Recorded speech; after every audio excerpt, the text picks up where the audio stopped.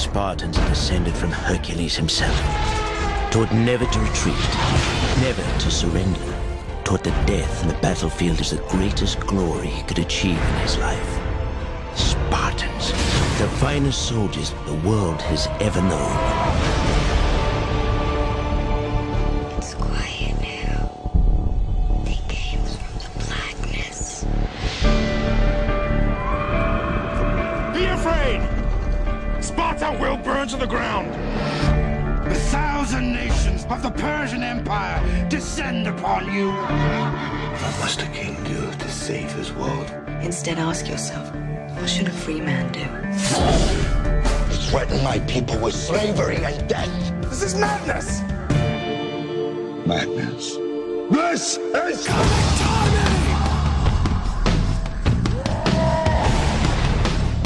We will stand and fight! A new age has begun. An age of freedom.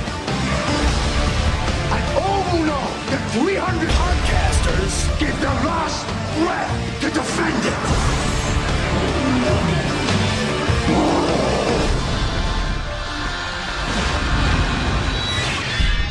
Tonight, we dine in hell! Give them nothing, but take from them everything!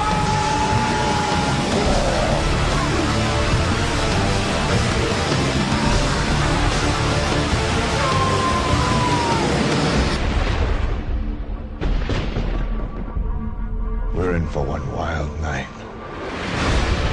This podcast has not yet been rated. Comic Timing is a proud member of the Comics Podcast Network. Hey there, folks. My name's Ian Levinstein, and welcome to episode 35 of Comic Timing. We're getting up there, episode 35, finally. And joining us today are both halves of Geeks Unite and some other guy. We've got Raph, and we've got Juan. And then we've got that guy from Florida who likes to come in and talk about stuff every now and then, Brent. And they're all joining us here, but first let's introduce Raph, since he's one of the guys on Skype. So, what's up, Raph? That's right. There was war waged, and in the end, we came victorious. Yeah, 300 podcasters. Yeah, how's it going, guys? Doing well, man, doing well. Glad to have you on again, and that Geeks Unite stuff, it's going pretty well. It's doing alright. Just released episode 2, part 1 last week. Episode 2, part 2 is going to get recorded sometime this week. Now, and when I compare your fast track to mine, on your second episode, you have Freddie Williams. It took me about, 10 or 15 episodes to get a guest on that wasn't one of the regulars. Yeah. And wasn't, a CGS forum person, so you're already way ahead of me. Congratulations. You know what? You can thank Juan for that, because while I was walking around doing my geek thing, Juan did his due diligence, and he got us a bunch of guests. So I have Juan to thank. That's why I've locked him in as a fairly exclusive Geeks Unite co-host. In fact, actually, just to ensure that he would always be there, he broke his computer. Yes, that's right. That's dedication, man. He is a true podcaster. There is nothing more than dying in the field of podcasting. Oh, my God. And, yeah, the guy on the phone is Juan. I believe your actual last name is your screen name, correct? Or am I wrong on that? What? No, it's not. Never mind. My name is Juan Alberto de Jesus Delgado Rodriguez. So it's Juan Rodriguez? No, Juan de Jesus. Oh, okay. Juan de Jesus. It's a land issue thing in Puerto Rico. You still get to keep both lanes. And I'm here. Sorry. With no computer, so I'm actually on the phone, people. Yeah. The thing is, the CGS forum can't be checked by phone. I know. That's the problem. Yeah. Thank you. And my sidekick is too slow for me to try to even load the forum. Yeah, Raph, so go faster. Oh, the implication here that not only am I the sidekick, but that I am also his emailing and phone device, ladies and gentlemen. Comic Timing. Comic Timing is a proud member of the...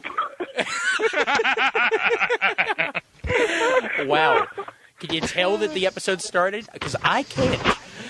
we're also joined by Brent Cassina, who joins us every now and then. And actually, before we get into 300, dude, how the hell was MegaCon? It's fantastic. So, I had a great time. Tell us a little bit about the stuff that went on there. I mean, I thought it was a big convention room, but it was my first con, so I don't really have nothing to gauge it on. But it was a pretty big room, like a medium-sized convention room. The only thing I had a problem with was they had all of the like big comic book art guests right when you came in the middle. Yeah. So they had Ethan Van Sciver, Steve McNiven, and Dave Finch all on like one table. So they're all next to each other. So the lines for them kind of intermingled when you're trying to get them to sign stuff. But what I did like is they had these volunteers with a sign. So they had, the Finch guy. Line starts here, and he was across the aisle. So you weren't blocking the aisles. Whereas before, you kind of were blocking the aisles. So that was really cool. And there was a lot more people dressed up like anime than I thought there would be. Is that a normal con thing? You know what? These days, usually the people who are dressed up are the guys that are actually dressed up like anime characters. So, yeah, that's not too much of a surprise, at least to me, because those anime characters, those anime fans really like to dress up like their characters. Did you see a lot of stormtroopers? No, I didn't. Did you see any Spartans? I saw Lou Ferrigno with no one at his booth. Lou Ferrigno, contrary to popular belief, not a Spartan. And Margot Kidder has had some work done, and boy, does she look ugly in person. Ooh. Let me tell you. Well, she's also 60, I think. Yeah, I mean, she's up there, but whoever did her last plastic surgery, like, she does not look like what she does on the Superman DVDs anymore. She got some more work done. It's like Michael Jackson cheek bad, Ooh, ouch! Not quite Michael Jackson nose, though, right? Right. Okay. And then Kevin Sorbo was there, too. He's, like, lost 30 pounds. He looks, like, too skinny. I was like, that's Hercules? Come on! Where's the muscle, man? Did you know that he has legendary journeys? What? Legendary urine? Is that what you said? I said journeys, dude! Journeys. Why do you think I said what? Legendary urine? Yeah. I don't know, it cut out and I heard urine. The pee that comes out of this man is just absolutely legendary. It's like a floodgate opening. Oh. He takes piss like a racehorse to a whole new meaning. He's right there in the middle of Coney Island filling up that balloon. Oh. Yeah. That's a New York thing. Any key moments from the con you want to tell us about, or? I was getting Ethan Van Sciver to sign the rest of my Rebirth issues. Yeah. Like, he signed 3 when I got the sketch from him before, like, at a store signing. And I didn't bring them all then, so I brought the rest this time. And I was talking to him, and I was like, yeah, I've already got a sketch from you, thank God, because he's charging $100 for, like, a sketch. Damn. Which, I guess...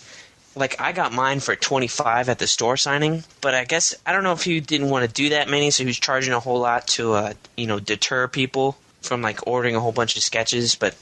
So I was just talking to him, and I said, I saw the Sinestro annual preview pages on Wizard, and I can't wait for it to come out, and it looks freaking fantastic. And he goes, oh, yeah? Well, the whole thing's right there in front of you. So he had, like, all of it, it was inked. It was on, like, regular-sized paper, though. Like computer paper, so I was just flipping through it, and I'm telling you guys to go pre-order it when it's solicited, because that thing is going to kick your ass all the way to Christmas. Wow. It was amazing, and I mean, I'm a huge Ethan Van Sciver fan, and I can't not wait. Now, can it kick my ass to Hanukkah? Well, Christmas and Hanukkah are on the same time, right? Yeah, pretty much. And don't forget Kwanzaa. Okay. Yeah. Oh, and here's a scoop for you. I said, so what are you doing after the Sinestro annual? And he goes, I'm doing a Batman project. And literally, I fucking jumped a foot in the air right there in front of him. I was like, really? Oh my God! And then I was like, wait, I'm jumping in front of Ethan Van Sciver. I must look like a fucking retard. And I was like, I'm sorry. I really love your work. And he was like, apparently you do. Well, so yeah, that was my highlight. I hope he's not doing the arc on All-Star Batman and Robin after Jim Lee, because you'll have to wait a while. Yeah, that's the other thing about Ethan. Like, he is a little slow, but when it comes out, it usually looks great. It is, yeah, it's great stuff. It'll It's still be the same year when it comes out. That's what it'll be. Yeah. And then I got a Punisher sketch for Frank Castle from Amanda Connor. Went through a hassle to get that just because, like, these two old 40-year-old dudes, we all got in line at the same time, you know? So the first two guys got theirs, and then there's a 40-year-old dude in front of me. He got his sketch, so I was like, great, I'm next. While she's doing his sketch, his buddy shows up. I don't know if it was his partner or whatever, if they're gay or whatever. His partner shows up and proceeds to jut in line in front of me.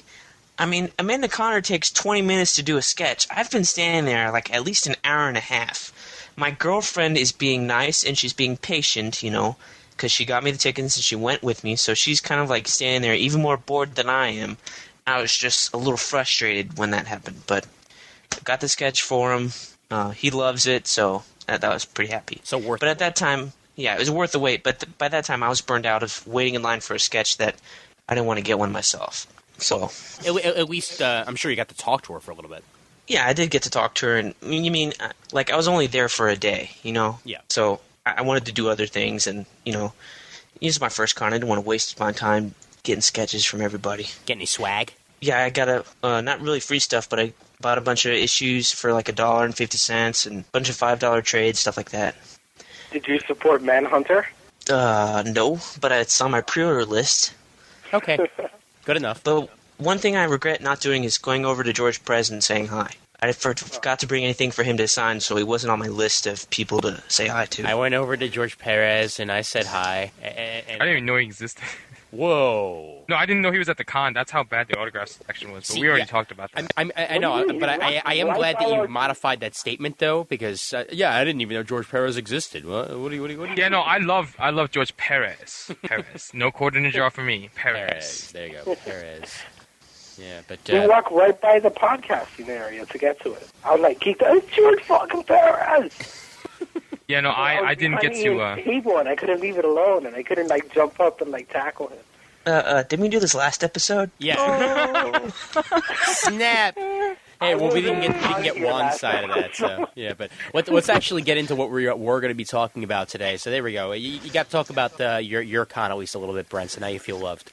Yeah, thank you again. I love you too. Whoa. Whoa. It's You need to tell us something. No. It's just the love between two people who have never met on the internet. Oh wait, that's not. I'm just spreading the love. It's okay. Guy love is okay. Guy love. Love. It's comic fan love. It's not real love. Yes, it is.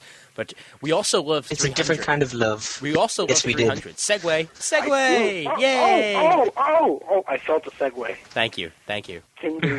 I want one of those. They look so cool. You can tilt on them and go fast and stuff. I ran over you with my Segway. Onto the Spartan battle. Segway, man. But yeah, 300 kicked ass. Especially IMAX. Oh, yeah. But oh, my God. I've got some things to say about IMAX. It wasn't all perfect, but it was damn good. Brent, you saw it regular. How did you enjoy the regular experience? I mean, I enjoyed the movie, but my problem was that I actually reread the book, like, the day that I went and saw the movie, like, right before it. Yeah. So instead of actually enjoying the movie, I was kind of looking forward to, looking for lines and looking for, shot-for-shot things. So maybe I can give you a perspective on that. But, I mean, I did enjoy it, but I have to go see it a second time just to forget about everything and just revel in it, you know? Yeah. And I actually have not read it yet, so I guess I really? have a different I have a different perspective. I wanted to see it first and then read it, so that wouldn't really cloud my mind. Yeah, so my enthusiasm is less than yours, because I was kind of realized I've ruined my whole movie experience by reading it right before. Ooh. I don't know. I read it a day before, and then I let it cool off, and then I went to see the movie, and I still enjoyed it very much. But, Well, I mean, there's a difference between it reading it the day before and it kind of cooling your mind, but, like, literally, I finished reading it, and then my dad was like, okay, let's go eat and then go see the movie. So, like, not an hour, you know? Ooh. Wow. That's not exactly too good an idea right there. Yeah, so don't Too do fresh. that. Too soon. Yeah. Too soon. You gotta wait at least a couple days. Yeah. Yeah. And actually, I didn't read V for Vendetta before I saw the movie, and I did not read Sin City before I saw the movie. Because neither did I. This is the only one I've read before. How much? V for Vendetta is radically different. It is, yeah, it is radically different. But how much did this change your experience from when you saw the movie first and then read the book, as opposed to reading the book first and then seeing it? I mean, again, take away the fact that you only read it a couple of hours before, but how different is it to know the source material before going into it? It was different. Like Sin City, I did not read until I saw the movie. Like, all I read was the articles that said, it's pretty much shot for shot the comic book. So I went into it not knowing the story and everything, and that just blew me away, because Sin City was great. Yeah. This one, like, I got 300, I guess, a year ago for my birthday. And just because I knew there was a movie coming out. So I've been following, like, this movie, I guess, for the past, 8 months or whatever, just been anticipating it. And it's been building and building, so I was really, really excited, and I was kind of pissed off that I ruined it for myself by rereading it like an hour before.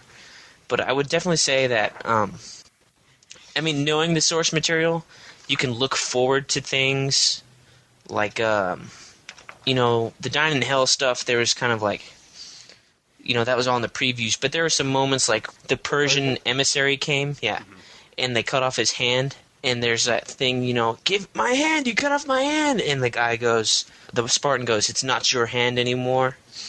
In the book he says, it's not your hand anymore, and the whip as well. It's little things like that I noticed because I just read it. I mean, it didn't take away from anything, but pretty much there were a lot of shots that were based on the comic. Gotcha. Okay. Yeah. Sometimes they were flipped, but like that shot where Leonidas is drawing out the battle plan for the old, like, pimply dudes. Yeah, the E-Force. E-Force. They look like the thing out of the Bruce Jones Nightwing, right? Sorry, I had to do that. In the fetal position. Back to the E-Force. That overhead shot is in the comic book. Mm-hmm. But, like, looking at it now, like I have it in front of me, I think it's less of a shot-for-shot thing than Sin City was. Yeah.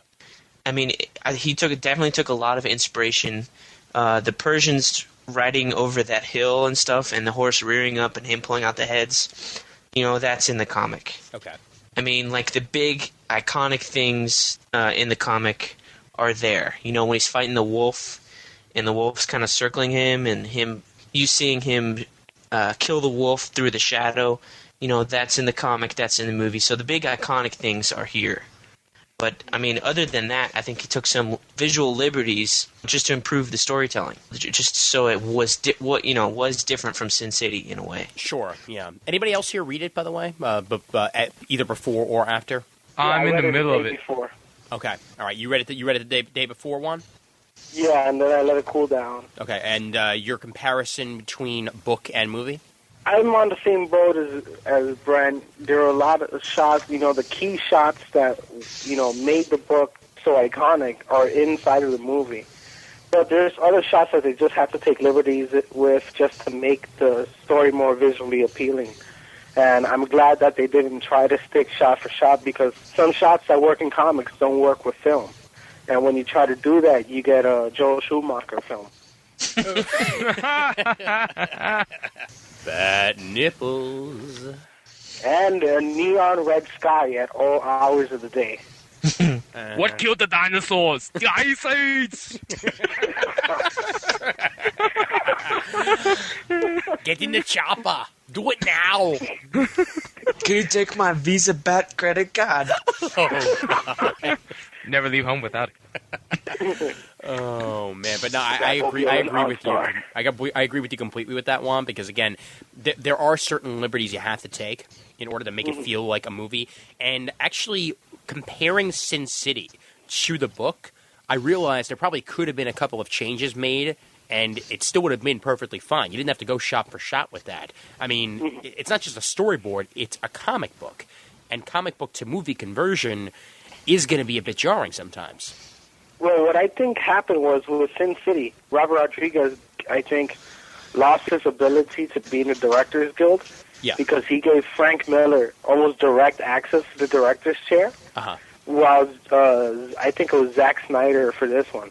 He directed the movie with Frank Miller, like pitching in certain things. I don't even think Frank Miller was that. Like, he has an executive producer credit, but like He wasn't on reading the set. things, he wasn't on set every day. Okay. Yeah. Yeah, he was too busy writing scripts for All-Star Batman and Robin. And, well, he's doing the Spirit also. And The Spirit. He's laughing his way to the bank. Yes. Actually, That's true. In all seriousness, though, he did have a hip injury, so that's probably one of the reasons why he might not have been So there. he's wheeling his way to the bank. He got hurt doing the Batusi.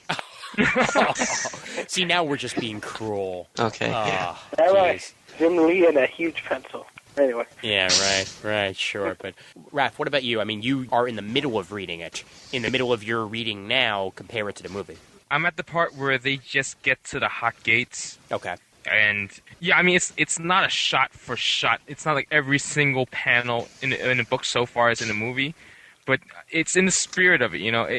And also, I think the big difference is, that I've heard from others, is that the more fantastical elements from the movie aren't in the book, because I think Frank was a little more faithful to the history. Yeah. So That's pretty good. the monsters and stuff are still in there, right? Well, like the orc look for the Immortals. Uh-huh. I'm not up to that part yet. I'm not sure, but I'm not sure if that's in the movie. No, how they're ugly underneath. Yeah. Yeah, that's not in the book. You don't never see their face. Okay. Yeah. But that big fat guy with the blades for hands, Oh yeah. he's not in the book. Yeah, that's what I thought too. Because The elephants are in the book. I don't think the rhino is. Okay. yeah. But other than that, you know, there's nothing much else. I mean, that Euphrates guy that betrays him, the hunchback, he's in the book. That's pretty much the only real fantastical element in the book. But that rhino made the frickin' movie, all right? Yeah, Oh, that shit was awesome. that was cool. Oh, my God. I mean, just... Especially with that spear to the eye. Oh, yeah. Nah, definitely. I mean, come on. See any rhino being used in a battle? Come on. How often do you see that? And then seeing him stop And dead. What was great about when they introduced the rhino is that the Greeks were like, what the hell is that? You know, they're Yep. like, what the hell is that? And that one Spartan. Yeah, it was the lieutenant's son. Yeah. Yeah. The He captain's just son. like jammed that fucking spear right through it. Shit was awesome. And Faramir's in the background going, horrible mystical creatures.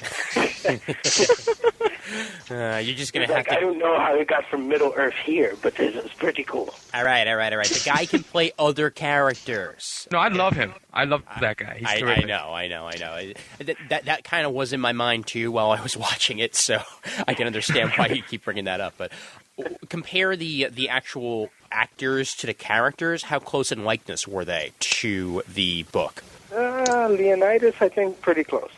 Leonidas is really the only, like, there are other characters in the book, but they just have names and they're not really fleshed out. I think they're more fleshed out in the movie than they are in the book. Okay. I mean, in the book you have the Arcadian captain is like a little minor character. You know, the queen, I think she's only on like 4 pages in the book. Mm-hmm. Leonidas is on every page. He's the most developed character in here. Him and Xerxes, and everybody else is just a background Spartan. So the whole subplot and the whole rape and all that, well, not exactly, well, I guess sort of rape, that happens later on, was that actually in the book? No, Okay. that was new. Okay. But I'm kind of glad they did that because we got to see that hot sex scene in the beginning. Jeez. Yeah. Yeah. That woman is Making it beautiful. Greek. Lena Headley. Yeah. Yeah, she's beautiful. I did actually have some problems with the fact that she gave herself up so easily for the other guy, though. Oh, yeah, but it was worth because it paid off in the end. Yeah. But he didn't do anything. Why did she trust him? She honestly thought she could trust that guy? Come on. Yeah, I guess she was just going by good faith or whatever. I just think it was for the sake of storytelling. Yeah. Yeah, but that 'Cause when- story didn't really need to be told. I think it softens the movie because the queen is not in the book at all. Like it's only four panels, 4 pages, something like that. But yeah. it's just so that it's not a pure kill fest. I mean, you can maybe get a little love story in there for the non-comic book fans that are in there that just want to see the blood and gore. They were showing how strong a real Spartan woman could be. Yeah, that Because too. she did it for her husband. She did it for the kingdom. She didn't True. really do it. I did think it gave the story a little something else. Troy had a love story. Gladiator had a love story. Yeah. If you want to compare these other Swords and Sandals epics, I think without it, we might have gotten tired of all the fighting. Yeah. Yeah, You need it a was a pause. nice break to the fighting. Yeah. because it was so over the top, you know? And I mean, don't get Yeah. me wrong, I like the scenes that she was in. I just kind of have a bit of a qualm with the fact that she gave herself up so easily like that. Well, Because- it's worth it for the line. You're not gonna like Oh, yeah, this, and just for that it's gonna line. hurt. Yeah, But that was it terrific. paid off in the end when he died and all the gold fell out and they're calling Yeah. him traitor, traitor. yeah. Yeah, I perfect. think Yeah, that with the mob mentality. when that scene happened, I definitely think that storyline paid off. I was like, I'm glad they did this. And the entire 'cause you- theater was cheering when that happened. Yeah, Yeah. it was terrific. Yeah. Now, the IMAX experience for Raph and Juan and myself who got to see it in IMAX, this is the first movie I actually saw in IMAX, as opposed to say like the Liberty Science Center in New Jersey, where I get to see like trees. Whoop de frickin' do, you know? Yeah, right. It's the first true movie I've seen in IMAX. And again, this is a very different IMAX experience because the IMAX at Science Center is actually all the way along the ceiling. So you're angled up the entire time, and you're basically forced to look at the ceiling. Because if you look away, then you're not watching the movie. Is that like a dome, that one? Yeah, that one's a dome. Yeah. There's a difference. We have one of those here, too, at the Science Center. Uh-huh. It's called our Cinedome. Yeah. And that just shows the nature films, whereas we have a movie theater down here that has an IMAX screen. That's exactly, and that's Yeah, that's it was a what I'm talking dedicated about. But all they show Yeah. on that IMAX screen is movies, Yeah. not really IMAX films necessarily. Yeah, that's what I'm saying. The IMAX at Liberty Science Center only showed most of the same sort of thing, only like documentaries and that sort of stuff. And every now and then they would show something else. I think they actually had like one special showing of a movie there, and that's really it. The rest are all like nature films and all that. But this is the first IMAX screen showing that I've been to, and I got to tell you, film flaws are so much more obvious in an IMAX showing than they are When they're anywhere 30 else. feet tall. Yeah, I mean, specifically when there's dirt in a reel, there's dirt in a reel. Oh, yeah. You see it, and you see it, like, right on that person's chest. And It's his chest is huge. immaculately smooth, and there's, like, this big speck of dirt, like, right above his nipple. Wow, you really You're looking paid at his attention to nipple? that. I mean, you Spots couldn't and help nipples it. are for Sometimes you. I can see the people's pores. Are you making sure his nipples are shaved, too? Yes. I'm counting hairs here. The nipple agent. Well, thanks for joining me, guys. This has been fun, and Oh my god. yeah, no, but I do know what you're talking about there because it was kind of weird. Because every now and then I'd be like, "What the hell is that on his face?" And then I realized, no, that's not on his face. That's on the film. Yeah. Yeah, and You would think that they'd go digital for that or something. they're actually going digital now with a lot of movie theaters. It's finally been okayed. For a while there, they were fighting it. I don't know why they would, because again, I like film for what it is. I understand the aesthetic value of using film, but if it's a digital movie, like 300 was, and you're converting it over to film, you sort of lose something. Yeah. Well, actually, I've seen 3 movies in IMAX already. 300 being my third, but 2 of them, Batman Begins and 300, they I were saw that. non-dedicated digital IMAX movies, and Superman Returns was, it was 3D, so it was actually dedicated to it was digital, and I can tell you the difference is so stark between Superman Returns and 300. The quality is so much different. It's so much better actually. With Batman, because it's so dark, you don't get to see a lot. The dirt doesn't really bother you as much because it's really dark. But Yeah. with 300, I know what you're talking about. Like there were scenes where just you'd see black dots and you're like, what the hell is that? Yeah, because color is so important in 300. Yeah, especially because it's a really vibrant, colorful movie actually. It is, and I mean that's obviously all achieved via special effects. Yeah. I mean, that washed-out feel that you had through it, it felt like history. You know, it felt like you were thumbing through the books of time. You know, and you just happened to come upon this event, and this is how it looks like, and sort of like the entire movie is told in a flashback aspect, which really works with the coloring. Yeah. And it had like this hue throughout the whole movie. Yeah. You know, like that old page on a book. So I know I got that same feeling too. Yeah, and did anybody have a problem with the digital effects? Because again, it doesn't feel natural, but at the same time, it looks really, really pretty to me. I mean, Brett, did you enjoy the digital effects for what they were? I enjoyed it. I thought they worked a little better in Sin City Uh-huh. because it was black and white. You know, most of the times when they have the digital effects, they have a real background to blend it in with. But here, I think some of that was lost. I guess some of the backgrounds, it just looked too digital. Like when the Queen was giving her speech in front of the council or whatever, Yeah. you could tell the difference between what they built on the set, which was actually the steps and stuff, and then the difference between that and what was outside was drastic. Like when they showed like the rest of the town outside of those columns. Yeah. If you looked at the floors, like the floors almost didn't match up in some points. Okay.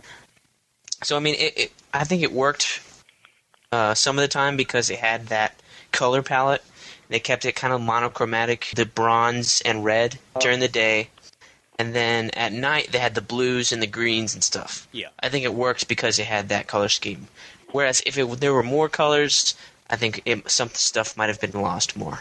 You know, it sort of created like an effect where you were always either at dusk or dawn. Yeah.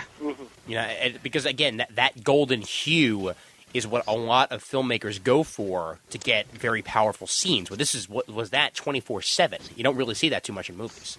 Well, and it made it feel ancient too, like you're looking at an old papyrus scroll or something. Yeah, definitely. So I'm all for that. Now on the IMAX thing, because I saw episode 3 or episode 2 on IMAX. Yeah. When I was watching those, I kind of felt like I was losing something because the actual movie was still bigger than a regular movie screen. Yeah. But I felt kind of gypped because it didn't take up the whole IMAX screen. Like, you know, you had those excess spaces. It was like watching it on a TV. It had the black bars above it, and I was kind of disappointed in that. We did not We didn't have actually that. get those. No, because we got a dedicated IMAX version of it. Yeah. Okay. That was beautiful. This was made before then specifically they did for that. IMAX. Yeah. Just like Spider-Man 3, when that comes out, there's going to be the regular version, and there's going to be the IMAX version. And we're Okay. seeing that in IMAX. No, Well, of course. no, I'm not going to see it in IMAX. Well, you know what? I'm going to see it 10 times in a regular theater and maybe 5 times at IMAX. That sounds about right. Good ratio. You know, to me, again, it's $15 for an IMAX in Manhattan. Okay. Yeah. And How much is a regular movie? a regular movie is 10, 12. $10. And I'm thinking to myself, is it really worth it? You should drive to Jersey and get it like the $8 instead of 10. Well, if I had a car, yeah, that'd be a wonderful idea, but I don't. Okay, well, I heard Juan has a car. And he's driving you guys to CGS 300 with Yeah, it. no, Grey Goose. That that's- Raph just automatically volunteered me for without me even having my car. You're welcome. Well, I knew you'd offer it's anyway. not time for it yet. That's what you get for being a sidekick. Exactly. Who's the sidekick now, bitch? Touche. Beautiful. But Oh. it's just the fact that you're paying an extra basically $5 in the end really doesn't feel like it's really worth it for me. And I really don't feel like I'm missing too much by going to regular screen because, again, because of the fact that those film errors are so obvious, I'd rather watch it on a regular screen where it's not that apparent and then spend the money that I would have spent there towards the DVD version, which I'll eventually own. Right. You know? Yeah. Now, if Spider-Man 3 was digital and IMAX, would you go see it? Maybe. Because then the film errors wouldn't be as It'd be apparent. non-existent. I'd be much more inclined to do so. Yeah, I doubt it's actually going to be digital in IMAX. It's going to be IMAX, but it's definitely not digital. So, Do you think the sound quality was better in the IMAX? ooh, good It question, was actually. booming. It is a When lot better. Leonidas screams, you really feel it. Well, it was loud in the theater I was in too. I think that's just the mixing. But do you think the sound quality might have been better? Call me crazy, but I thought it was too loud at parts. Yeah. Yeah. did come I out definitely with a felt that headache. sometimes. Did Well, come I out mean, with a well- headache. 90% of the dialogue is screams, so I don't know. No, it was not. It's 74% of the time. It was. you sore? Good morning! It was not screamed. I thought that I went in there thinking a lot of it was going to be screamed, Yeah. but really it was just the parts they showed in the preview. You know, Yeah, no, it's battle scenes and right away. stuff like that. Right away, Yeah. I think of the SNL parody from the '70s, The Loud Family. Yeah. Good morning. Ian, were you alive in the 70s? No, but I've watched old SNL. Don't Yeah, tell him. same here. But no, I mean, was I the only one who thought that it was mixed a little bit too loud? I mean, Juan, did you have that problem at all? I did. I walked out with a bit of a headache. But I don't know if it was Raph screaming or the Spartan. Was Raph screaming the lines while you were sitting next to him? He did it. He just screamed, "This is Sparta!" Like, Well, a bunch of guys did it too. We got into the theater. Like, this was like an hour before the movie. He showed up, and I said, "Hey, what's up?" And Joe said, "Hey, what's up?" And he goes, "This is Sparta!" And like the 6 guys in front of us, like, turn around. Okay, And I'm like, now for everyone out there, did Raph show up in that leather thong that he said he was going to? No, thank God. No, I'm not that fanboy. Thank God. He wasn't that guy. Yes, I'm not that guy. He wasn't that guy, but that guy was sitting in back of us. Yes, he was. Oh yeah, no, Really? it was. No. Although, okay, here's the thing. There was a dude sitting in back of us, and again, simple theater annoyance. The whole fucking show, right? Thank you. I turned around like 3 times. So did I. Yeah. No. So what are you talking every about? now and then, you just heard this. Oh, that guy. Yeah. Just You again. know, I turned around. I'm like, What, he didn't suck in his straw or No, he something? was just sucking on his teeth the entire time. like yeah. if he had a piece of broccoli lodged in there. Yeah, exactly. Like what you do to get something out, but he did it the entire frickin' movie. No, you turn around and say, dude, shut the fuck up. Make everyone else look at him, too. Oh yeah, And then he'll stop. That'd be awesome. Although since it's 300, I have to go. Dude, shut the fuck up! Shut the fuck up, or I'll cut your throat and use your body for mortar. Oh man, but Your hand is mine. yeah, but I mean, and again, I like the fact that everybody there seemed to be a geek. Yeah, Except that was their awesome. girlfriends, who Except they the dragged girlfriends. along. Exactly. Like, yeah. oh, it's probably Okay, nice your of them. girlfriends... Okay, now I have something to talk about. Your girlfriends, did they like it? Okay, my girlfriend is a geek and a nerd and reads comics with me, so yes, she enjoyed it a lot. Yeah, Okay. my girlfriend My Maria girlfriend Sharapova 2 didn't like weeks it. ago. Because I took my girlfriend, and she absolutely hated it. Really? She thought there was no plot. I mean, my girlfriend, we went to see Batman Begins, and she loved that movie. She likes the Hellboy movie. She loves Superman Returns, and we saw Ghost Rider. She liked that. We saw this one, and she thought it was terrible. She was like, "This Okay. is a waste of 2.5 hours of my life." Okay, Brent, but does she realize that the plot is a fucking battle? I keep telling her that. She still doesn't get it. Okay, see, That's why She's not a geek. did she want She's- a tea party? Seriously. She's not a geek. She didn't want a tea party. She knew going in it was going to be bloody. I guess she was expecting more. You know? You know, What more? there's not It's a a lot battle. you could do with it. Well, I mean, It's a giant battle. okay, let's I'm be surprised they did honest. so much with it. Let's be honest. Plot-wise, you know, there wasn't a lot to this movie. Let's be honest. Yeah. One wave comes, they're the newbies, they die. Second wave is the immortals. The third wave was the arrows and the monsters and shit, right? Yeah. That's not much of a plot. True. Although, actually, I want to ask this quickly here. More or less plot in the movie than in the book? Less, I think. Well, you have those boxes that have everybody's thoughts and ideas in them. So yeah, definitely there's more plot in the book. I thought the book carried the plot along more than the movie did. Okay. I don't know. Maybe it's just the way the comics are. Well, wasn't the narration the box? Yeah, the narration that you heard from David Wenham are the narration boxes in the comic. Okay, good. I just wanted to make sure on that because it would make no sense to have such a great narration and not have it be the narration from the comic. Well, you could have Sam Elliott do it. True. He makes everything. He could read, "This is a turd of shit." That'd be awesome. Or better yet, no, my favorite moment of War of the Worlds, that frickin' Morgan Freeman voiceover. Oh yeah, I love At the Morgan beginning. Shawshank Redemption. And at the end, because God forbid they actually show in the movie all of the aliens dying. Instead, all you hear is, it's a shame. And all the aliens died. Yes, it's a shame that the aliens didn't realize that our environment would kick their ass. All you had to do was sneeze. Are you kidding me? Are you kidding me? No, I would have taken it to another level. I would Like just half the farted on it. military. Jeez. Death by No. Ebola. But going back to the plot in the movie versus the book, I think the book it felt like it had more plot just because the way the comics are. Yeah. You know, the sizes of the panels are different on each page. I think that helps. Whereas the movie, you know, you have the movie screen. That's your frame, and that's going to be the same every time. You know, you can have wide shots, still shots, whatever. But in the book, you know, Frank Miller does a whole page.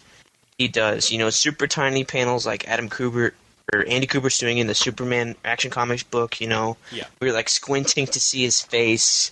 He does that thing, so it's a little more varied than in the movie. A lot more exposition through visual storytelling. Yeah, in the comic than there is in the movie.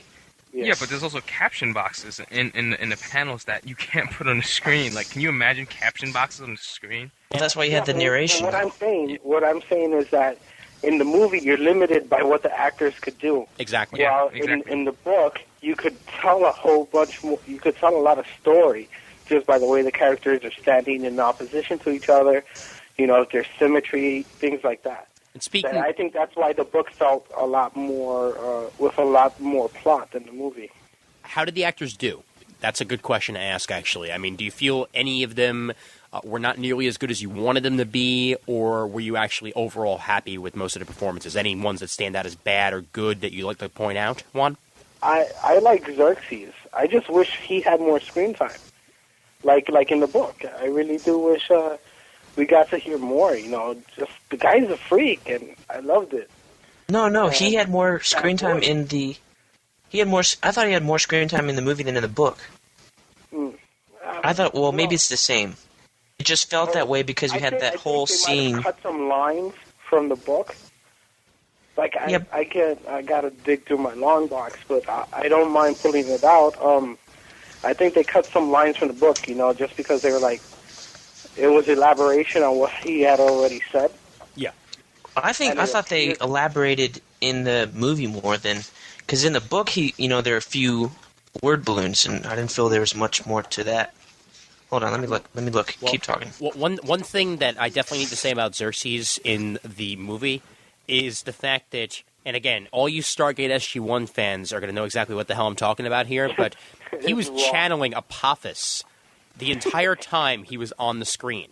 And I think he's the voice for all those Goa'uld. Yeah, I know. I mean, he felt like a freaking Goa'uld the entire time. Hello, Leonidas. Well, didn't they pitch his voice around and stuff? Yeah, no, sure they did. But I mean, just the fact that they were able to, he felt so much like Apophis in his body language, in just like his mannerisms in general. And obviously, that's because they're similar characters. They both have that sort of same air around them. But that's all I could think of all movie long. Holy shit, it's Apophis. But you forget this is. Are you sure that wasn't the same actor? I don't think it was. No. It's Rodrigo Santoro. He's supposed to be in Lost, but I haven't seen him recently. He's also the guy who in Charlie Angel's Full Throttle is the surfer. Well, whoopity-doo. Okay. That's how. Did you like his voice in the movie? I thought that was kind of weird. I liked it. I liked it because, again, I liked Apophis. It worked for me. It was over the top, but I just because of that same thing that Ian's talking about. You know, I love that alien voice. It's like, it goes back to Robotech, that deep voice. Yeah. You know, that gets me all the time. And again, it was a better effect than, say, like putting like a really bad voice filter on it to make it deep. Mm-hmm. This was subtle. This was subtle to the point where, you know, it could have been somebody's real voice or it could have been, you know, fake. For hell, if they wanted to get a real voice, all you had to do was get what's his face from Star Trek? I can't think of his name off the top of my head. Michael Dorn? Yeah, there you go, Michael Dorn, to do the voice. Worf.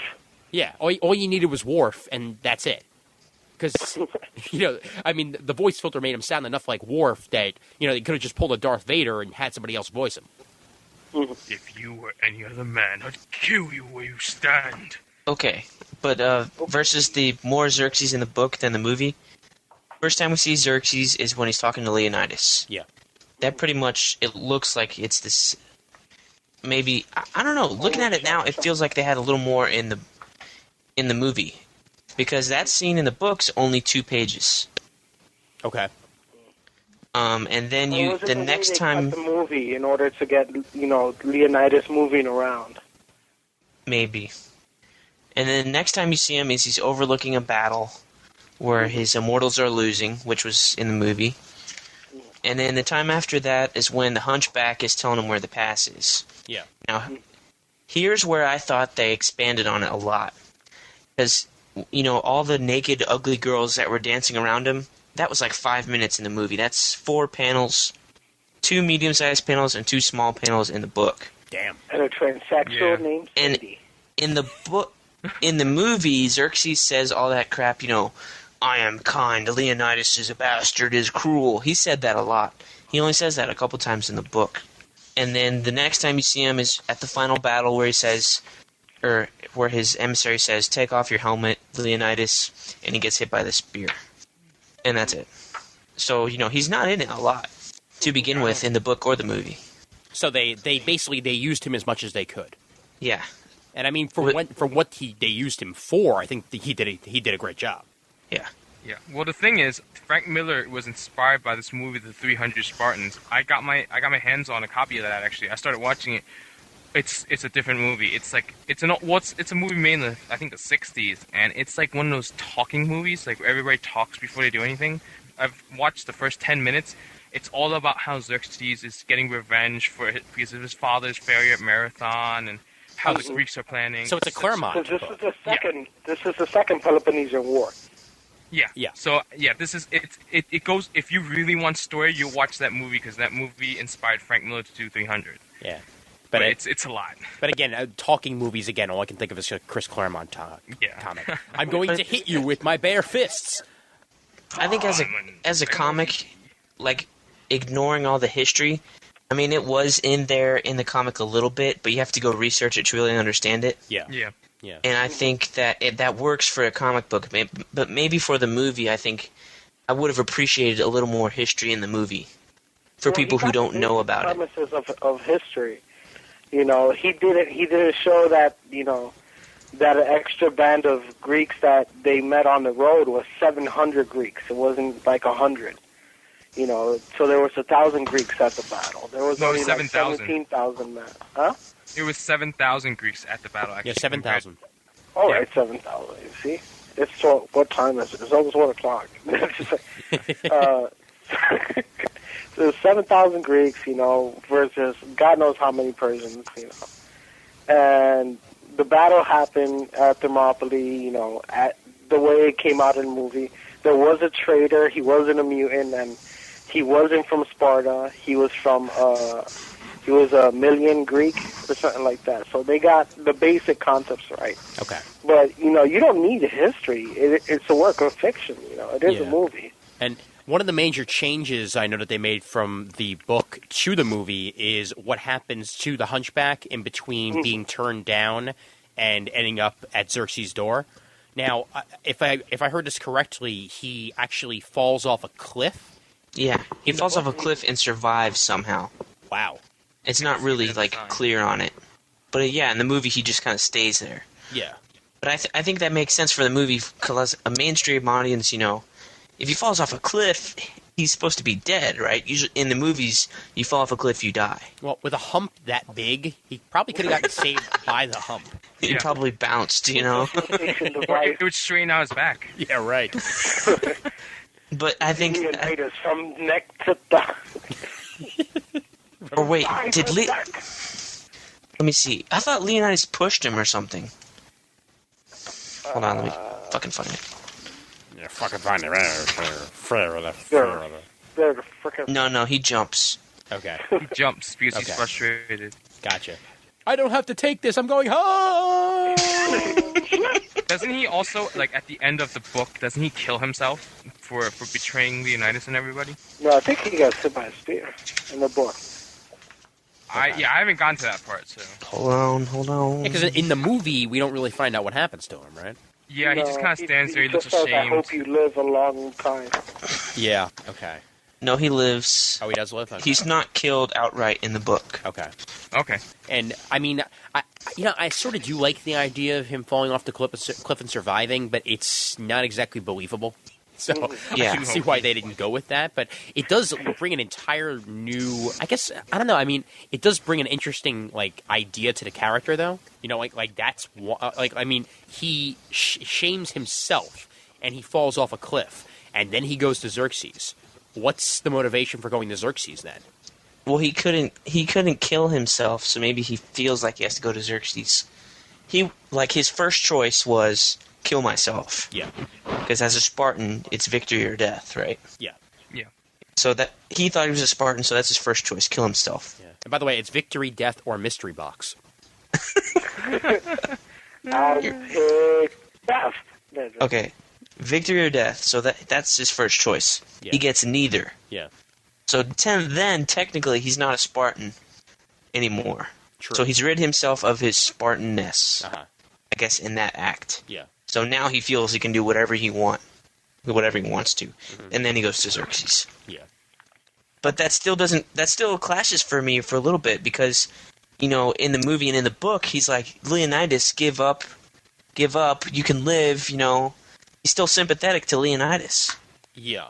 Whereas if I went to Xerxes and totally ratted him out, I'd have been like, kill that motherfucker. Like Luke Cage back in the 70s. I was about to say, I'm so happy you turned him into a angry black man. Job, Turkey. From tie the neck, right, bitch? Tie the neck, huh? Jibba jabba. Shazam! Jabberjaw. Wow, wow, wow. Oh my god. It's Jabberjaw. Yeah, but I mean, you sort of need to have a bit of sympathy for the hunchback at some points. Well, he's a goddamn hunchback. How much do you need to have? Well, dude, I mean, the fact that he wants to be a Spartan so bad, and he's turned down for it. I think that I really like in the book and in the movie the way they did that raise your shield thing. Yeah. I thought that was great. Yeah. That's just Like, great storytelling. You're crippled. We're not going to take you. Well, it's not. It's There go the letters. no, but that's he's not rejecting him because he's weird looking. He's rejecting him for a real reason. Exactly. Because Yeah, I he mean, can do the job. yeah, I mean, had he been able to lift it to the point where he needed to lift it, then he'd be on the line with them right now. Yeah, Yeah, he would. Yeah. and that shows what kind of character Leonidas is. I almost said Leonardo. Now that's Fucking another Ninja Turtles. That's another podcast that's coming. Yeah, soon, that's in 2 weeks. exactly. Can't wait. Here's and a half show. But and actually, the last thing that Mako recorded before he died. So I'm actually really looking forward to that. But you guys know who Mako is, right? Yeah. All right. Splinter? Right. He's a very famous Searches. he's a famous Japanese actor who's been doing voices for ages. He's doing Splinter. Yeah, he's doing Ninja Turtles. Splinter, and it's the last thing he did before he died. Yeah, he died. Yeah, and he was also doing the voice of the uncle on Avatar. Oh. Yeah, and now somebody else is taking over that. I'm sorry, I'm a huge Mako fan, so that's why I needed to point that out. But let's go back to 300. Now, the screen composition of the movie is also something that's going to be very, very different from most movies, as you had a lot of stop, turn, and start again. And the last movie that really did stuff like this was The Matrix. And obviously, this is not The Matrix. This is frickin' 300 here. I felt like it worked a lot better here than it did in The Matrix. Just the fact that the fight scenes felt like they were still going on naturally as opposed to frickin' bullet time. And there were some moments that it was a bit jarring for me, but most of the time, I kind of liked the angles. Raph, what did you think about the angles? Well, I thought they were great because they did it really 2 times that I remember. The first time was when we see Leonidas fight, and I thought that was great because we get to focus on the king and get to see how much of a Spartan warrior is. And then the next one I remember is the 2 guys fighting, the lieutenant's son and his friend, and that was terrific because you just kind of... It just sort of had this, like, you know how in Kung Fu movies... they all fight like in one motion. It's not like you punch, you stop, and you punch again. It's one flowing motion. I really like that about the movie, like the fighting of the movie. Yeah. It's just you stab someone with the spear, you immediately turn, block the shield, throw the spear, pull your sword out, block another hit, stab, cut someone's leg off. It was nonstop, and I really, that's how I think a Spartan would be like. It wouldn't be like in other movies where you just kind of have people go, I stab you. It's really slow, and I really enjoyed that part. The slowdown really, really helped me like see all the stuff that was going on too. So I really enjoyed it. Yeah, and also a guy who usually really, really appreciates long shots. You had a lot of really great long shots in this movie. No cut shots that with utilizing the camera turns that they did, you didn't need cuts. which was so awesome about it. That basically took the place of cutting from one place to another, like say what the Lord of the Rings did. Yeah. Juan, what was your take on the camera angles? Well, I liked that you could see the devastation that one man, especially Leonidas, did just with that one spear. Like, he killed, I think 10, 15 people, in the opening rush that they had when they broke formation.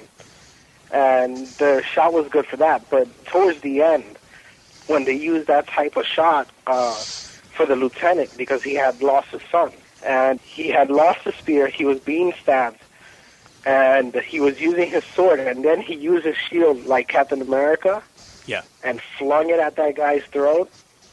That shot worked for me because it was slow enough that you could see him grab the shield and fling it. It wasn't just like something that kind of happened. Yeah. So if they had cut the shot or if they had used a regular speed shot, you wouldn't be able to see the intricacy of his movements. So that's why it worked for me. So basically it has a lot more emphasis, a lot more emotion than it would in the regular shot. I think it just shows, that they're trained, like Raph was saying, their training is so embedded in them that it just flows naturally out of them. Yeah. And if you're going at regular speed, you wouldn't be able to see most of this. True. So the slowdown was beneficial. And, to me, it actually sort of showed how quickly battle happens.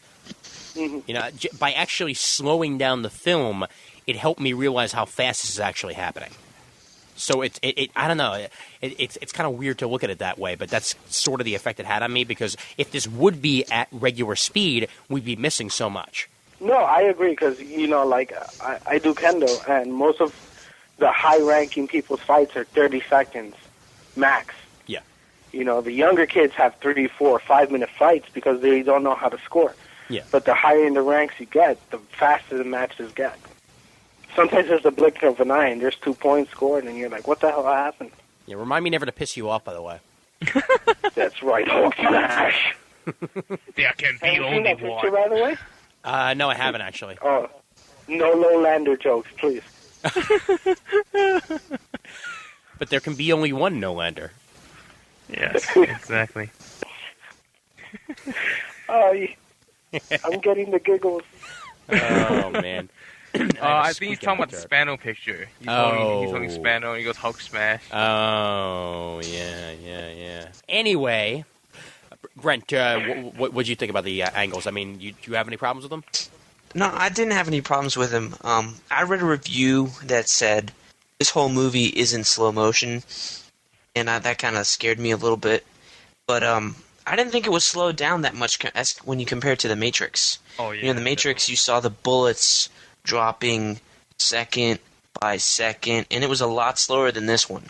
So this one, I thought it less of a slowdown and less of slow motion than actual clarity to the battle.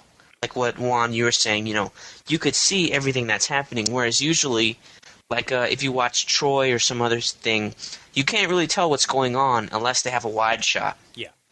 Yeah. I think that's one of the drawbacks of Batman Begins. Yeah, and Batman Begins is a great example. You couldn't tell what was going on because, he was so close. If you pulled back, you would have been able to see how Batman fought. Now, that makes sense for Batman because you don't want to know what he's doing. But in this movie, it's a war movie. You want to see what's happening, so I thought that was used to a great effect. And, I mean, I didn't think it was overused. I don't think it was overused either, yeah. It was only used maybe 3-4 scenes total. Mm-hmm. Yeah, I thought a lot more. It was going to be used a lot more than it was. And when it was used, it was very powerful. Yeah, it was terrific. Yeah, I mean, had you overused it, it would have felt cheap. It would have felt like they were just using it to. I agree. Yeah, and again, it would have been more like The Matrix. Not to put down The Matrix, but The Matrix used full time for freaking everything. While here, they're only using it for about 3 or 4 shots. Are you using the first Matrix as a reference or the entire series? Yeah.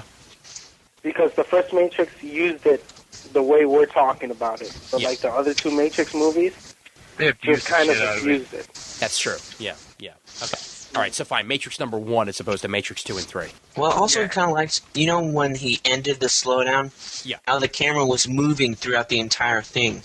The camera wasn't in one place. Like, you would be far away from the battle, and you would walk up 2 steps, he would slow it down so you could see a specific sword thrust, and then he would speed it up a little so it'd be faster so you could see him get to the next move, but then the camera would also move with that. Like, it would rotate 90 degrees and go another 3 steps, and then you'd see the next move. So it's almost like the camera was moving around them at different speeds. I thought that was cool. They did that by having 3 cameras next to each other, side by side, and then they would zoom in and pan out as needed. So when they edited together, they had 3 sources to pull from. So that's how they managed to do it. It was really neat. I like that trick they did. Because it just shows you like every single possible angle that you could.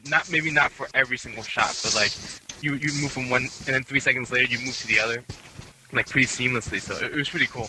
That is really awesome. The fact that's how they did it. It gives me hope for Watchmen. Oh yeah, well Yes. that's something I wanted to mention. The fact that 300 did so damn good. What was it? 70 million in the first weekend? A little bit over 70. Yeah. Pretty much guarantees, in fact, it does guarantee that we are going to get a $120 million budget, I believe, on a Watchmen movie. Awesome. Yes. With the Can't wait for director that. of 300. So right away, I'm sort of hoping this is going to turn out good. Somewhere right now, Alan Moore is bashing his head up against the wall. Not again, not again. But Yeah. Damn it! Well, the thing Well, is, see, here's the with thing. that- If Alan Moore really gave a shit about his movies, he wouldn't say, take my name off of it. He would actually want control like Frank Miller does over his movies. yeah. Well, he just. I think that's why the Alan Moore movies, that's why, sometimes they've gone to shit. I know I liked V for Vendetta, but compared to the comic, From Hell it's wasn't nothing. that great. Yeah, From Hell went to shit. And that's because Alan Moore thinks Hollywood's going to fuck it up. Well, they're going to fuck it up if you don't put your input in there on your work. I think we struck he a doesn't nerve with want to put Brent. his input. You're cursing like a sailor now. Well, Hey, fuck you. Okay. It's a cathartic expression. Let him go. Okay, if Alan Moore is not going to be an executive producer on Watchmen or whatever, then please get Dave Gibbons on there. He drew the fucking book. He has Alan Moore scripts probably in a bank somewhere. Maybe. well, Or they exist somewhere and Dave Gibbons probably had conversations with Alan Moore that he can tell Zack Snyder, this is what's going on, this, and this, so this is what is important. Yeah. Other than just reading But I it. think with something like Watchmen, which so many people could reproduce, Well, why no, the don't you problem- get someone like David Hayter to write the screenplay? He's a huge Watchmen fan. he already He did. actually submitted a script, I think. He did, yeah. In fact, actually, in that script was supposed to be amazing, but they've since turned that down and they're going a different route. Yes, Snyder's. Well, come it's on. switched companies. It's jumped companies. But also, not only that, there's 2 things we're forgetting about. A, Alan Moore doesn't want to have his comics made into movies. He doesn't want that at all. And so the fact that they're doing it is something he doesn't even care about. So you're not going to see him do executive producer. And the second thing is, Watchmen is not 300. Watchmen is like the definitive superhero book of the past 30 years. It's deconstruction of the superhero genre. It doesn't exactly compare favorite. I mean, yeah, I'm excited that Watchmen is coming out, but I don't know how is Zach going to handle that. Well, Because and it's see, a different there's- story. Here's where I disagree with you. I agree Watchmen is great, but I do not think of Watchmen as the definitive superhero film or superhero story. I think there's nothing superhero about Watchmen. Wow. Yes, it's about superheroes, but there's no particular really superhero things they do. They save people from a fire, fine. Blue Beetle style, whatever. The only real superhero thing that's in there is Dr. Manhattan, to me. And it's about old superheroes. But I don't think it's a true superhero story when you're comparing it to Well, no. the rest of American comics. Oh, no, it isn't, though. But it's And there- deconstructing the superhero genre. Okay, That's what it's known deconstructing it. But here's my other concern. Watchmen was great when we had 50 years of superhero comics. And then this thing came along. We're not going to have that same effect with the film. I think crossing over to the mainstream audience is going to be much, much harder. I disagree with that entirely. actually. Well, okay. Rorschach is a fucking guy. Brent's side. Yeah. Okay, let me finish. A lot of Rorschach. people don't have the history. Right, there's no history or anything, but it's going to be so... I think Watchmen is going to be... I don't know what the film's going to be like, but I think it's going to be overhyped. That people will leave with a bad taste in their mouth because of the hype. It's going to be like Marvel hype. Because it's the definitive superhero book or whatever. It's the greatest comic literature. So they're going to be the greatest comic film. You're going to leave with a bad taste of Marvel hype in your mouth. And I don't think that that's really going to be the way it goes, because I think already DC knows the property that they have. They know that a lot of comic fans, know this. People who don't even like comics have read Watchmen and enjoyed it, but it's still just another movie. 300 was not really that overhyped. I feel like this is probably going to get the same sort of hype that 300 is going to get, and at the same time, I think that Watchmen is going to be able to get, just like it did with the actual trade paperback, it's going to be able to get people who are not even comic book readers to go to the movies and say, this looks interesting to me, I'm going to sit down and watch it. Specifically because Heroes is so popular now. Okay, but Heroes, they're not wearing costumes. They're not, but you know what? It doesn't matter. Every other superhero film has changed the costume somewhat to make it look real. I think if Zack Snyder's going to do it, I think he's going to stick to that 1986 superhero costume feel, and it's going to look like if you put Wolverine in yellow spandex on film. No, see, but again, that's what I'm afraid of. Their costumes are barely costumes in the first place. All right? No, Night Owl? Night Owl is the one exception, okay? But Night Owl's costume would transfer over pretty damn well to film. All right? All you'd have to do is Batmanize it a little bit, and be able to make that work. What about all the other Golden Age heroes? The hooded guy, or Hooded Justice, or whatever. That guy's got a fucking noose around his neck. What? Dude, see, you just said, yeah, exactly. Golden Age. It's the past. As long as they do it as flashback, which is what they will do, then you can get away with anything. See, I think it's going to have I think Watchmen, it's going to bring the comic book people out in droves, but I think it's going to have a harder time crossing over and making the $70 million that 300 did because it's so steeped in the comics. Okay, how about this? Watchmen as an HBO series instead of a movie. Yes, it would work better, but that's not how we're getting it. Yeah, we're getting it as a We're getting Preacher as an HBO series, maybe, but we're getting Watchmen as a film. It's not even maybe; it's pretty much confirmed at this point. So right, which is I heard good for me. some rumblings from some people at school that Watchmen will be released as a 3-hour movie, and when it goes to DVD, right, it's being slated as having some more footage that will exceed over an hour and a half. I'm sure that's going to happen. Oh, yeah, no doubt in my mind. It's called the Lord of the Rings extended cuts. Exactly. Yeah, and I mean they're going to have to do that with Watchmen because there's so much damn content. Mm-hmm. I mean, this is going to be the first time where they're really going to be doing a series. Well, basically a complete series. It's 12 issues. That's Watchmen. Mm-hmm. V for Vendetta. Sure, that's something different. You're going to cut off some of the intricacies of Watchmen when you translate it to film. You no longer have Night Owl's book. You don't have the pirate story. Those little things. Now, they've said he's going to film the pirate story. They've said he's going to film that. That's what what I've heard. Yeah. Zack Snyder wants to do it. How he's going to work that in? Question: will Dr. Manhattan be wearing pants? I don't think so. He can't for the character's sake. So this movie's going to be rated X? No, you can see a guy's nuts. You can see a male penis as long as it's not hard in an R-rated movie. Yeah. I think so, yeah. Yeah, but then you have that whole scene where, there's 3 of them touching her. Yes, but that's called Sin City. Yeah, all right. Yeah, I haven't seen male genitalia in an R movie that's not in silhouette, so I can't comment. True. Yeah, but and again, 300 and Watchmen are sort of related at this point, so it's okay that we're talking about that. But let's actually swing it back to 300 just for Sparta! Yes, let's get back to Sparta here. One thing that I want to know is your favorite moment of the film. Okay, your favorite moment of the film. Which part captured you more than any of the others? And Juan, let me hear yours first. Could you come back to me? Raph, let me hear yours first. Let me think about this. Oh, god damn you all suck. Really? We're the PC Night people. We're not on top of our game. Oh my god.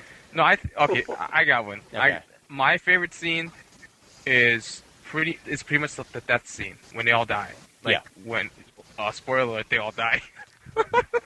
Oh, come on. I have a feeling anybody listening to this probably already knows. So I think that when he's like, he gets down on his knees and the guy's narrating it, he took off his shield because it threw off his aim, and all that, I thought that was great. And then they don't kick as much ass as they do in the rest of the movie, except for the captain over there. Yeah. Who throws his shield, Captain America style. Rest in peace, Cap. Captain America throws his mighty shield. Yeah, it was just a great. That scene was basically what the Spartans are all about. Fight or die. Yeah. So to watch them go down swinging, it was a really good scene. Other than that, the fight scenes are terrific too. I love all the fight scenes. All the big lines are awesome. Like tonight we dine in hell, and to come and get them, which is like it's like everybody's favorite saying in the military. Come and get them. Yeah. I think one of my favorite scenes is probably one of the most laid back, and I'll list two here. The one that I really, really loved is when he's munching on that damn apple. Oh my god! I was just about to say that. That's fucking terrific. That's in the book too. I got a new favorite scene. Fuck it. I got a new favorite. Awesome. You can't change it. You can't change it. You're locked in. Yeah, I'm sorry. The Jew beat you to it. All right. There's no reason we can't be civil. And he stabs the guy. It's fucking great. That was just. And then as the guy moves, he kills him. Yeah. No mercy. Exactly. Yeah, but my other favorite scene is actually one of the first in the movie, where this is Sparta, and then he's kicking him down. They kick him into the damn hole. Juan, you said something about that being filmed in water. No, the Oracle. No. Oh, the Oracle. The Oracle was filmed in water. The Oracle's drawn-out dance was filmed in water. Gotcha. Okay. That could have been much shorter. Yeah. No, it couldn't have. I got a favorite scene, and it's the most comedic scene in the whole movie. It's when he goes to Xerxes, and Xerxes says, "All I need you to do is kneel." And he's like, "Well, you see, all that fighting is giving me a cramp, so that kneeling is not going to happen." Yeah, and he says it. Oh yeah, that scene was hilarious. He says it like he's from the Bronx. Yeah, he's like, I don't care if you're a girl, I'll still punch you in the face. Yeah. Our cultures have much to share. Well, I've been sharing my culture with you all morning. That's a terrific line. And that pan out, that wall of bodies. When you first see that wall of bodies for the first time as they're piling them on, and literally my first response is like, "Oh no, they didn't. Oh no, yeah, they did. Damn." And the emissary looking at the wall and then realizing what's inside it. Yeah. Because there's more stones in there. That first one, there's more stones than there were bodies. And then as you got closer, she was like, "Uh-oh." I get myself into. Oh no.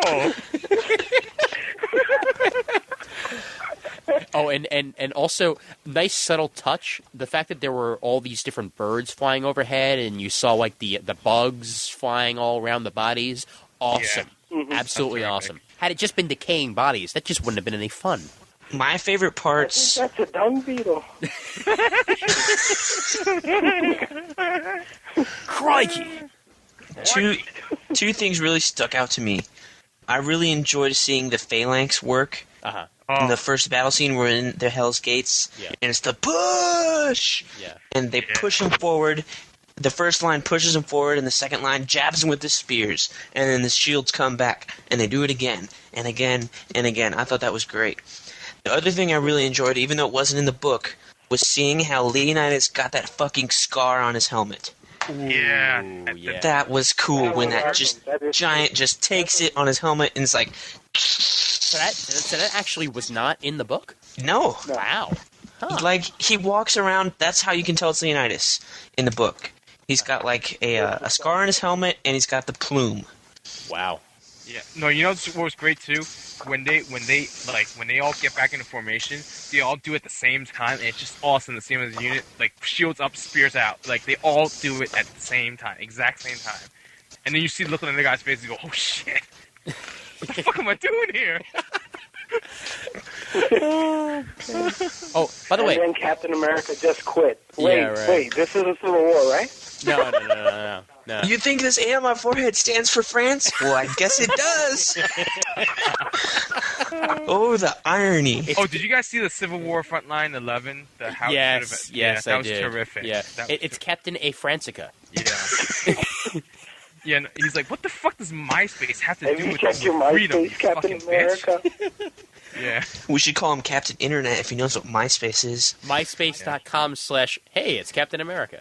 Frankly, I'd be more concerned that Captain America was on MySpace using it than he was giving a shit about the state of the country. Yeah, Or it's going like, to- or going to I know NASCAR. what you're doing, little Johnny, and it's not pretty. Captain America's patrolling MySpace. All those humps inside your trunk. God damn it. Oh, my God. Captain America, the MySpace cop. It's what Yeah, I do. or he's going to NASCAR races because that's what people in America do. He's going Sally to show up on Floyd. Dateline NBC. It's what I do, He's because I'm gonna be Captain like, America. Were you You know- were you having sexual conversations with this young lady? You Captain freaking America. Answer the goddamn question. Actually, sorry, Sally Flood. I think more people in America masturbate and have sex than go to NASCAR. Yeah. I'm Jesus. sorry. Yeah. Of course. Seriously, Sally.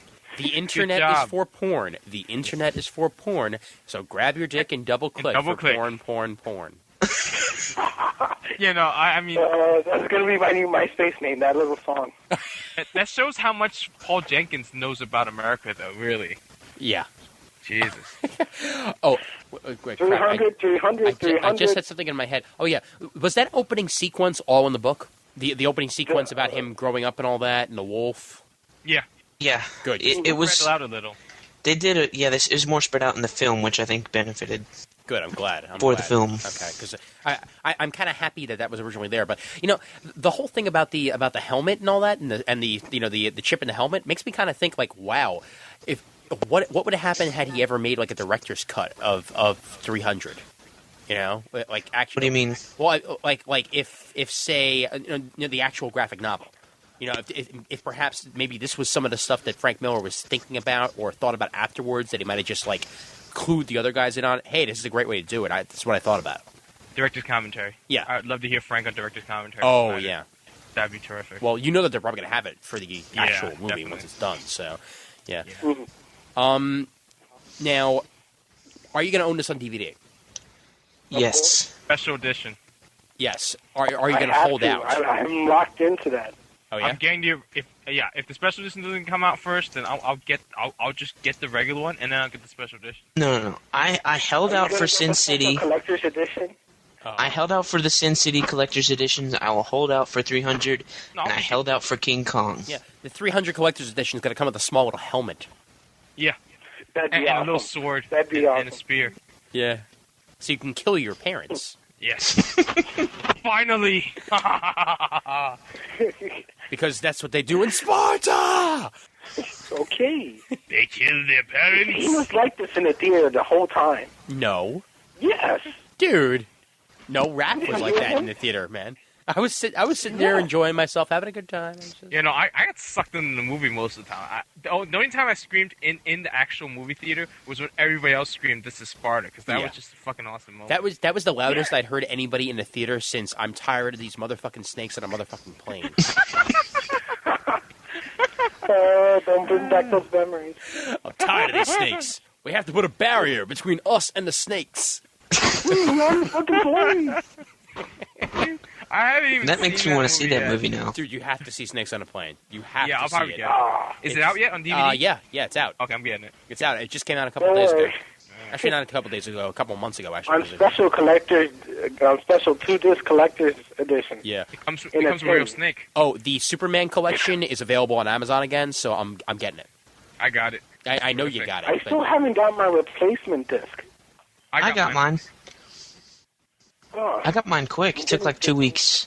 I just got mine like 3 weeks ago. It took about a month. yeah. It took less than that for me. Well, maybe you live closer to them. I don't know. Maybe you sent it in fucking first. Costco.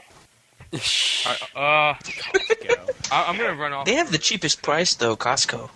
Yes. Yeah, it was $60. Okay, this show is not turning into a Costco advertisement. I will not allow that. Do you want money or not?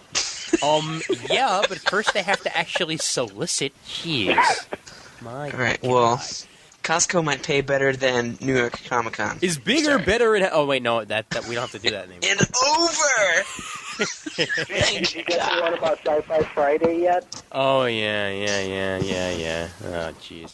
All right, so... Who's going in the back? Yeah, right. Oh, my God. Well, what do you want to see other than the featurettes? What do you want to see on a 300 special edition? Deleted scenes, obviously. I want to see an extended cut with deleted scenes. Of what? There's nothing deleted, though. Yeah. Was there? No. There is stuff deleted because I want to see whether or not they actually tried the cliff scene or not. I'm thinking... What do you mean? With the Hunchback. Oh, okay. It's possible that they might have tried that and, decided, no, it doesn't look good, so they got rid of it. There have to be deleted scenes. There's always deleted scenes in things. Yeah, but this was pretty much shot for shot. Yes, but it's possible they might have filmed extra scenes. So, like, extra fighting? Yeah, extra fighting, and also it's possible that there might have been some subplots that they cut. There's always something. That's what I'm saying. And I want to see the always something. More David Wenham. We need more voiceover. I want to see how he got from Middle Earth. I'm telling you.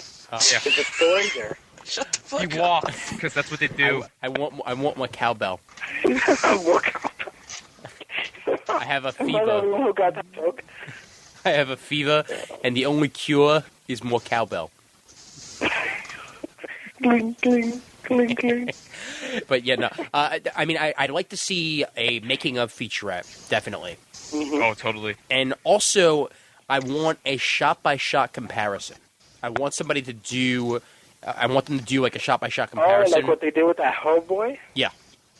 Mm. Yeah. I that want to would see be shot-by-shot comparison between the actual graphic novel and the movie.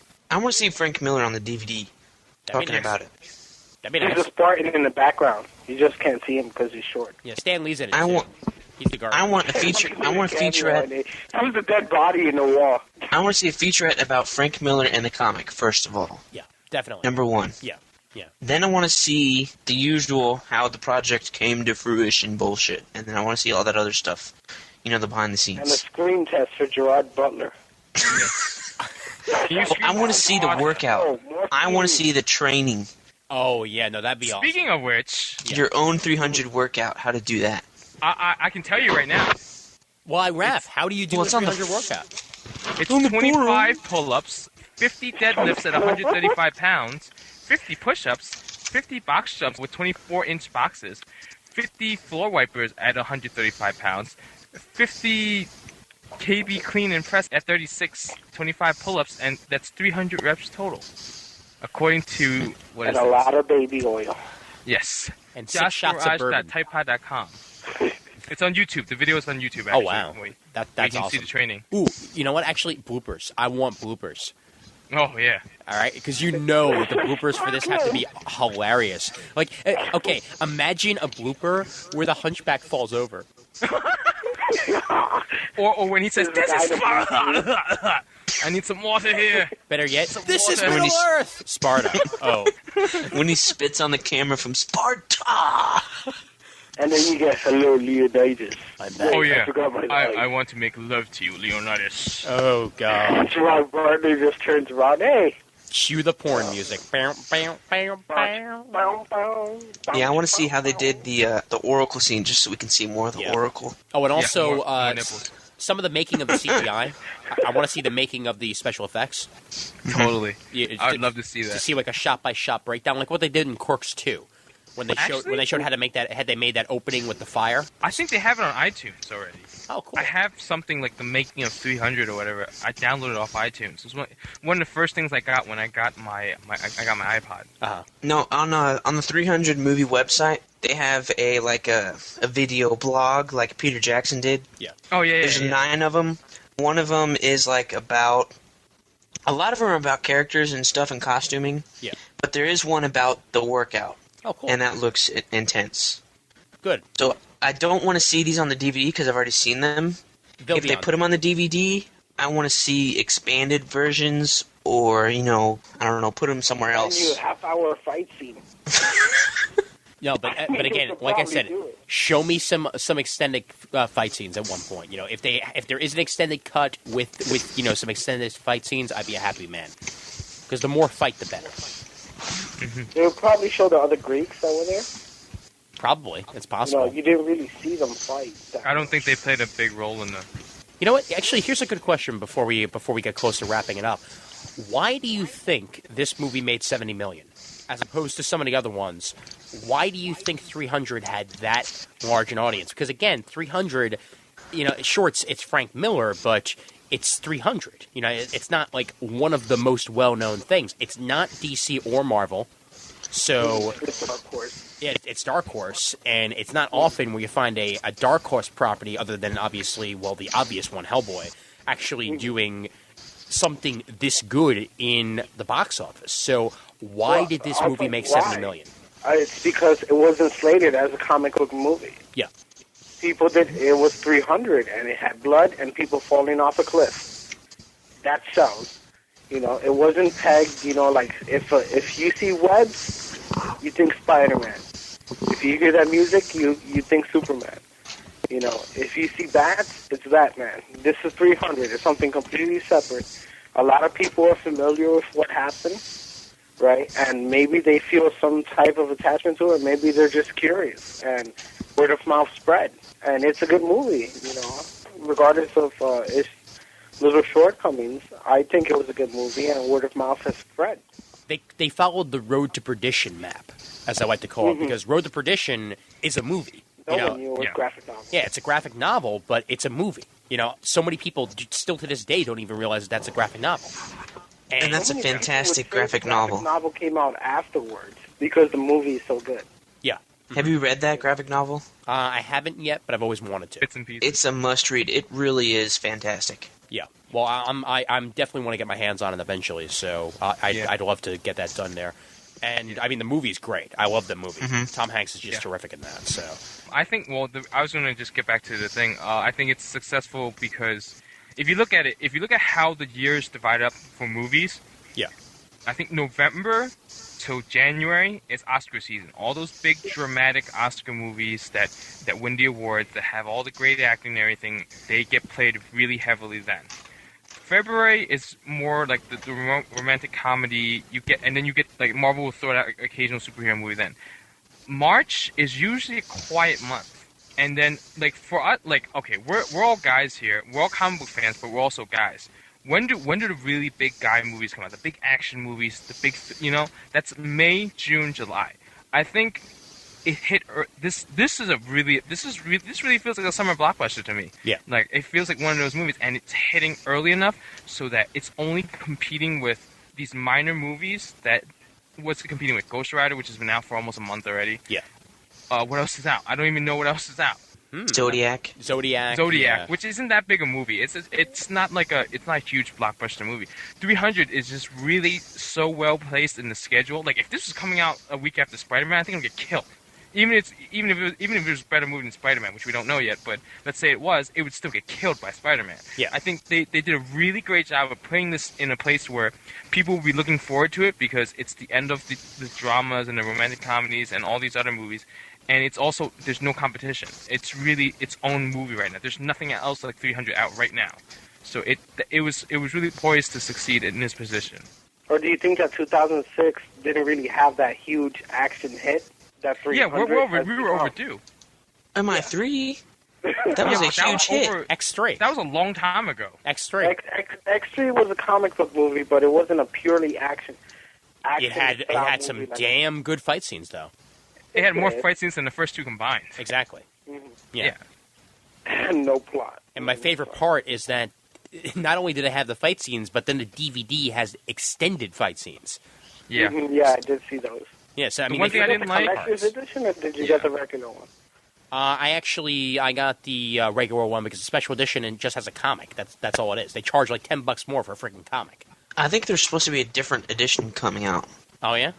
I haven't picked it up yet because I heard it was coming down the pipe.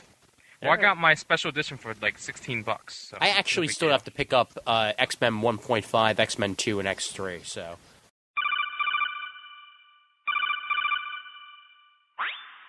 Okay, so some of you might be thinking this is kind of a really weird place to end the episode. Well, it kind of is. we had about 20-25 minutes more worth of stuff that we did. However, my recorder actually was low on batteries, and, well, that did not really come out. However, we basically just missed a bunch of silliness, and mind you, of course, silliness is a good thing. This show relies on silliness to succeed, but we just missed about 20-25 minutes of us being incredibly, incredibly silly. It was about 2 a.m., and things went absolutely crazy after a while. So my apologies that you guys are missing out on that, but you're not missing nearly as much as you would if we really were going more in-depth with 300.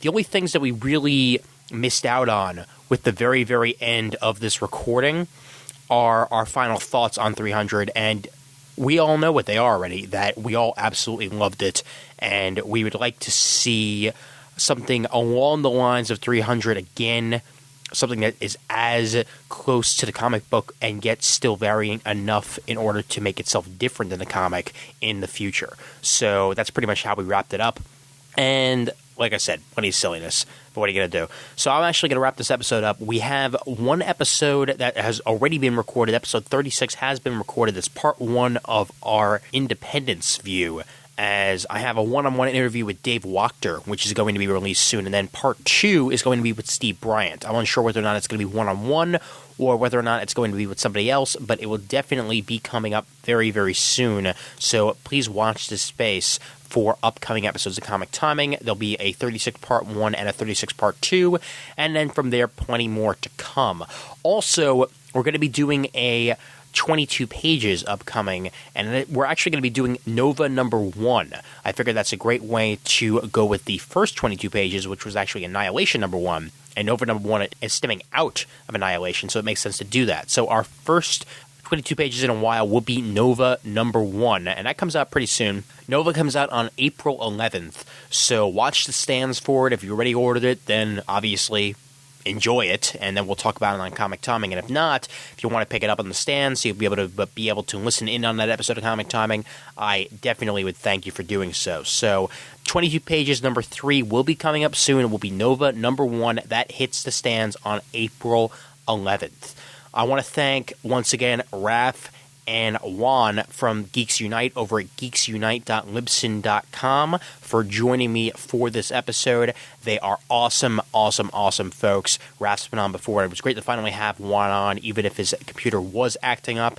And, of course, thanks to Nightwing BK on the forums, Brent Cassina, and, of course, his BK's Bullets has a most recent BK's Bullets on the most recent episode of Raging Bullets, which they recorded about a month ago and finally made it on. That was actually Raph and Nightwing BK doing something, and actually Brent and myself will have something on the anniversary episode of Raging Bullets. I don't want to give anything away, but we had a lot of fun doing that, so that's upcoming as well. So other than that, that's pretty much it. So once again, thanks to everybody for joining me in here, and let me do the end of the episode here.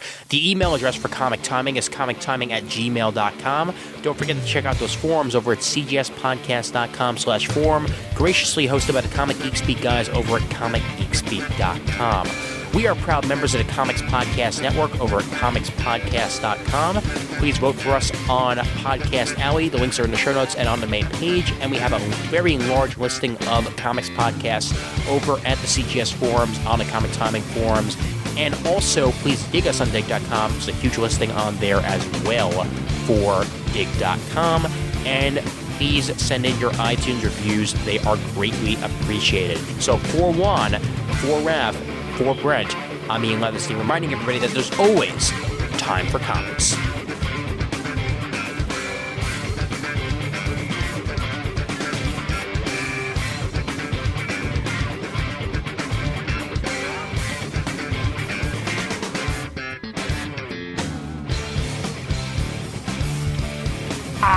Okay, I swear, if that actually did happen, I mean, it's bad enough. We know you're recording this in the background. Well, no, I was not actually. Surprisingly enough. Surprisingly enough, I don't need to know everything you're saying when I'm not around. Good, because that one comment, Brett. Oh man.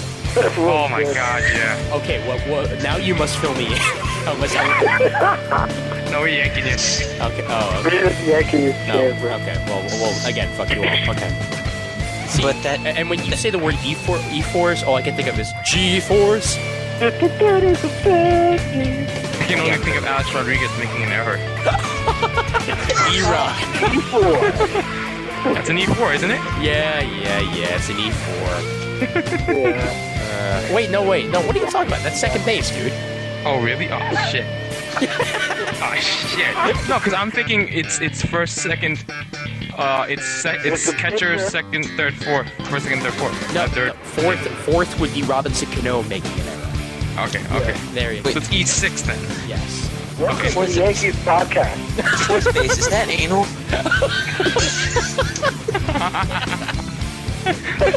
Oh, God. 300 people, 300. I was a fetus, thank you. Jeez. That's one hell of a gestation. You were a twinkle. Yeah, you're a twinkle in your mom's eye. And you remember those SNL episodes she watched? Yes, exactly. Hey, I went to the Baseball Hall of Fame while I was in her stomach, so... What'd you see? Oh, you know, I was able to see like the little hole, through her belly button. So it was pretty good. That's what a belly button is. It's a looking glass. Was it like a fisheye lens too? Like the peephole in the door? More of a peephole. So when you have cesarean, are you going through the looking glass? Okay. Would you take the red pill, Neo, or the blue pill? I'm gonna have to play the theme song about 3 times at the end of the episode. I haven't. Oh my god. Back to Sparta. I'm prepared, man. Back the fuck off. Yeah. Actually, I need I'm squeaking. Yeah. They drank their ale before they went forth to battle. I'll be right back. But actually, while I'm knowing that 5 N-Pairs here today. While I'm gone, I'll ask Brent this question so you can talk while I'm gone. Because I'll talk while you're gone. Exactly. Yeah, exactly. By the time I'm back, you'll still be talking. It's all good. That handout when you see the body of walls. Oh, yeah. That was awesome. The body of walls? What? The walls of bodies. The wall of bodies. Go to your room. All right, wait, I'm in my room. Oh, fuck you. All right, wait, hold on. Let me say that again. All right. This podcast is rated X. Yes, rated X for hardcore nudity. All right. Whoa! Who's showing off their podcast and junk? I'm shocked there actually is not a podcast yet called Podcasting Junk. That's gonna be mine when I start one. P4, a podcast about people who do podcasts about podcasts. What you gonna do with all that junk? All that junk inside your Except inside your trunk. I'm gonna get you drunk, get you love drunk on my home. It's the summertime all over again. Comic Nude Guys, Marky comment, here we come. Again, like I said, we have to play the fucking theme song like 3 times at the end of the episode.